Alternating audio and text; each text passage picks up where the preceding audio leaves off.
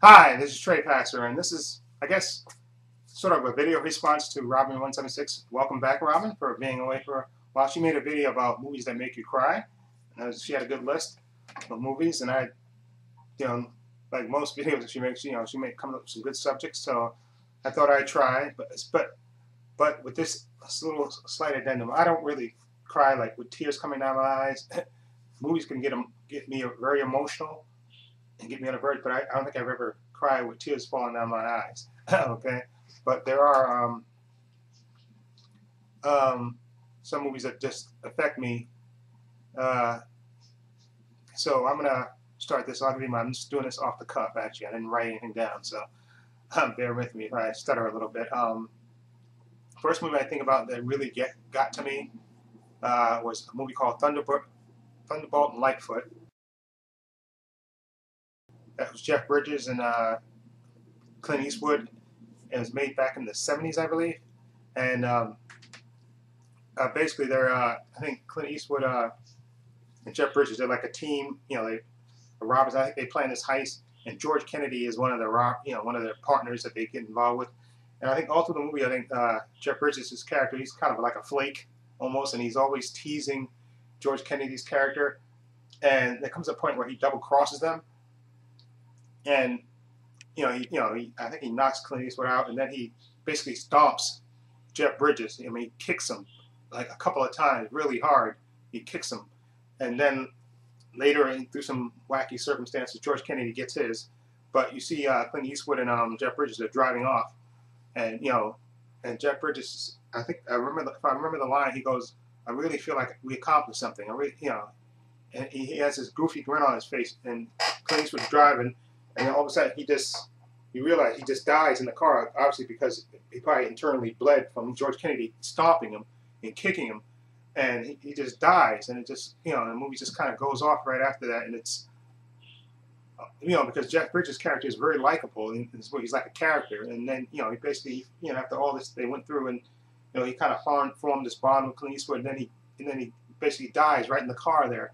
And it always got to me. It always bothered me, I guess, in a way. It really made me emotional about, saying that son of a bitch, George Kennedy, he killed him, But so that's one. And another movie, I guess, would be Seven.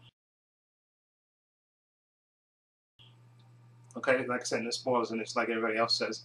Okay, Seven, because of the way it ended, with the head in the box, and that movie haunted me, I think, for a week. I've talked about this before, but it just haunted me for like a week straight after seeing that movie. I remember coming out of the theater, and usually after seeing a movie, I think about it a little bit, then I go on to other things. But this movie actually stayed with me for like a solid week. I just kept thinking about it. Gwyneth Paltrow's head in the box, and then you flash back to when Kevin Spacey turned himself in, and he has blood on him, and that's her blood. And maybe because Gwyneth Paltrow was so likable, she was kind of depressed in the movie, but it's Gwyneth Paltrow, she's so likable, and then you think about what he did to kill her. It just really got to me, and I just said, "Oh, that's you son of a bitch." And then so that's the second movie. Now the third movie, I guess, would be Tarzan. What's Tarzan Greystroke, Greystroke, the Legend of Tarzan, the one not Lamb, Jesus Christ, I'm trying to think, Greystroke, the Legend of, the one with Christopher Lambert. Jesus, I couldn't remember his name for a minute there. Christopher Lambert, and I think Ralph Richardson is his father, not his father, his grandfather in the movie. And basically, it's this story of Tarzan. And there's a lot of moments in that movie that really get to me, where Ralph Richardson's son, who was Tarzan's father, they get killed, and of course Tarzan gets raised in the forest by the apes, of course, and he has this one ape, I think, that that comes back with him. Sir Ian Holm finds him, and he brings him back to civilization and reunites him with his family. And I think what happens, I'm not sure about this, but I think. One of the apes that raised Tarzan I think he gets captured and brought back, and then I think he actually dies. He actually gets killed by something. I forgot how But that's real emotion because and Christopher Lambert was so good in this movie. Aping, doing the ape movements and stuff. And I think he gets one of the apes that raised him, gets killed. I think I'm screwing this up. Either back in the forest or back in civilization. I forget where it happens, but one of the apes that raised Tarzan gets killed, and he and then he starts making these ape noises, and like he can't believe it, and then he gets all emotional, and that really got to me. And then also later in the movie when he gets reunited with his grandfather, Ralph Richardson, and his grandfather's of course happy to get his have his grandson back, which is a part of his son who died. And then I think his father, while he's playing with Tarzan, I think he slides down the banister on one of these trays, and then I think he dies. And of course, it's emotional because this is the only person that he kind of bonded with when he came back, and he doesn't really fit into regular society, and that's an emotional. And even thinking about that part makes me kind of sad. Then he goes back to the end of the movie. He goes back into the forest basically, and walks away from Jane. Okay, and that was emotional. And then another movie. It's an animated movie, and it always gets to me. Is the Mr. Magoo. Not Mr. Magoo's Christmas. That's what it is. Mr. Magoo's Christmas. Basically a Christmas story told by Mr. Magoo, basically, Mr. Magoo style.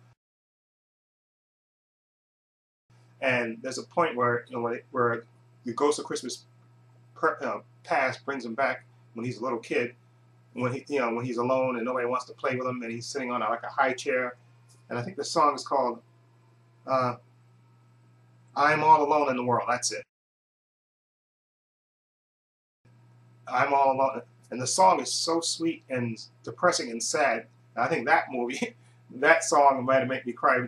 Might make me cry. I haven't cried, but it will make me tear up to almost cry because it's that emotional. When he's singing "I'm All Alone in the World," that song is so emotional. And all you got to do is look on YouTube and type in Mr. Magoo's Christmas and type in All Alone in the World. Mr. Magoo's Christmas Carol.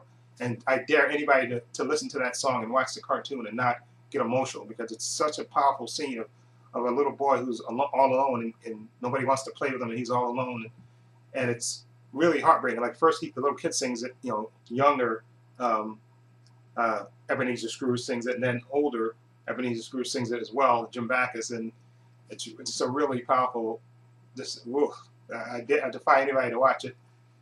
And then there's another. Now I was thinking about speaking of Christmas movies, A Christmas Story, which is one of my absolute favorite Christmas movies.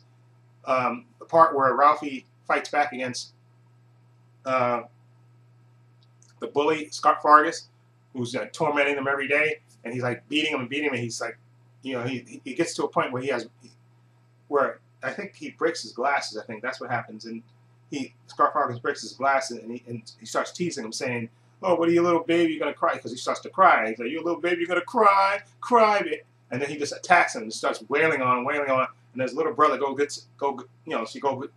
goes, runs and gets their mother, and comes back. And then of course Ralphie's not listening. He's just pounding this guy, pounding him, until his mother grabs him and shakes him and says, "Ralphie," and then he catches himself. And then you see in that moment where he just breaks down and just starts crying, and his mother picks him up, and Jesus, thinking about that, it's making me all emotional now, and grabs him and his little brother, and they walk back to the house. And I thought that was a real emotional moment in that movie, where Ralphie he loses it, and then he just breaks down and cries, when his mother comes. And I thought that was great. And then it also has another part that comes a little bit after that. It's still emotional and kind of funny, where the little brother, I forgot what is Ralphie's little brother's name is, but he's basically in the cupboard underneath the sink, and he's crying, and his mother, opens up the cabinet and says, "What, what's wrong?" And he basically starts crying, saying, "Dad's gonna kill Ralphie," which is kind of, it's kind of funny, but but he's really legitimately crying because he's afraid that their father's gonna kill Ralphie, and it's emotional and it's funny at the same time. So I'm thinking about that. That's good. And I think what other movie? Trying to think what other movie. Let's see. It made me cry. Oh, it got me emotional. Let's see. I'm trying to think. Uh, I think. I think that'll be, well, let me think. Or let me think. Something. I'll edit out the long pauses. uh, trying to think.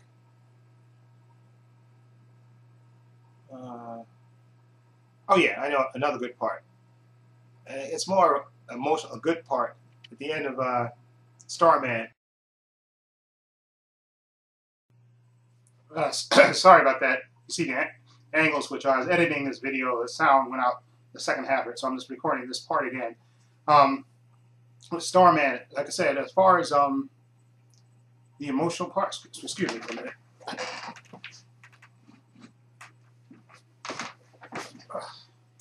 Hold on, let me adjust the camera once again. See my messy bed. Okay, anyway, the emotional part of that movie, you know, like I said, when they're underneath the thing and they're getting ready to, he's getting ready to leave, his ship has come from Jeff Bridges and he's getting ready to leave, and he basically tells Karen Allen, like I said, because he's taken, if you've seen the movie, like I said, he's taken the form of her dead husband who died, and she couldn't have kids. Okay, so well, he's telling her that he gave her a baby, you know, that she's going to have a baby, and it's going to be her baby and his baby, and that's a real, and he's basically saying goodbye, and it's a real powerful scene and real emotional. You know, she's happy that, you know, she's pregnant, and of course she's sad at the same time that he's leaving. And like I said, and it's emotional also as well because he has her husband's face, her late husband's face. So I always love that part of that movie, Starman. It's a really powerful John Carpenter movie. Really excellent performance by Jeff Bridges in that. Anyway, next and last movie for this I'm going to pick is going to be The Best Years of Our Lives. I've talked about this movie before. This is my absolute favorite movie of all time. And the emotional parts of that movie, there's a lot of emotional parts in that movie, but I'm going to pick the one towards the end and just give you a little backstory about it. It's about three veterans, you know, coming home from World War II and how they adjust to their civilian life. You have Frederick March is the older veteran, and you got Dana Andrews, like he's younger than Frederick March, of course. Then you have the young one played by this real life veteran who's actually lost two of his hands and two of his arms, excuse me, in World War II. And you know, it basically tells the story of how they adjust to civilian life. And the focus of this emotional moment to me is the relationship between Dana Andrews' character and Frederick March's daughter, who played by Teresa Wright. Dana Andrews is a bomber pilot. Of course, he's married to Virginia Mayo, and they come home, he adjusts, and his wife, Virginia Mayo, she's sort of like a party girl. She likes to go out all the time and hang out and all that stuff. And now that he's back, you know, he has to get a job and stuff and adjust, but she still wants to party and go out. And she, you know, of course, he doesn't really have much money, but she, you know, she's a party girl. She likes to hang out. And he gets to know Teresa Wright, Frederick March's daughter, because through their friendship, and they start to fall for each other. And there's a moment in it where she tells, you can tell, you know, they both basically fell in love with each other, and Teresa Wright tells her parents, Frederick March and Myrna Loy, that I'm going to bust that marriage up because he's unhappy in that marriage, and I love him, and I'm going to bust that marriage up. And they basically persuade her, you know, to leave their marriage alone. That's none of her business, okay? And basically they walk away from each other. And Frederick March has a conversation with Dana Andrews, telling him, you know, more or less the same thing, you know, that you're married, and you know, stop, you know, seeing my daughter, and they basically say goodbye, and you know, that's real emotional.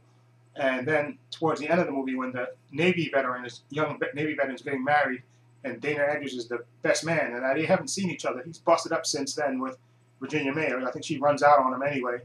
Okay, and so he goes to the wedding, you know, and Teresa Wright's there because she's the daughter of Frederick March, and he's a friend of the Navy guy that's getting married. And the way they shoot the scene is the emotional part of it that really gets to you. And it's towards the end of the movie, they're getting married and they're saying the vows, and Dana Andrews is standing next to his friend, and while they're repeating the vows, and he's all the time he's looking that way, and Teresa Wright is standing there with her mother and father there, you know, and she has this big floppy hat on, and you know, they shoot her in this light, and she looks beautiful, and he's staring at her. Whether they're saying these vows about love, honor, and commitment and stuff, and he's looking at her and looking at her. And then they say the vows, you can now, you know, kiss the bride and everything. Everybody runs to congratulate them, and then Danger Andrew just marches forward and marches right up to Teresa Wright and plants a kiss on her.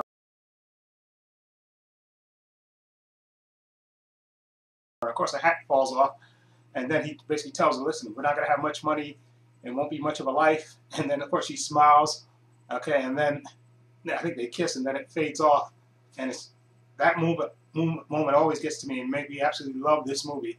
And that's the end of my emotional movies that make me emotional. Okay, so I want to again thank Robin176 for coming up with this. You know, her idea was that movies that make you cry, but like I said, I don't cry physically. I mean, I can get emotional and stuff, but I don't. Tears don't run down my eyes. Anyway, I'll leave a link to Robin176's channel, and welcome back, Robin, again to her channel down below. And please sub to her and give her some more love, and maybe she'll make more videos. And this is Trey Pastor saying so long and take care.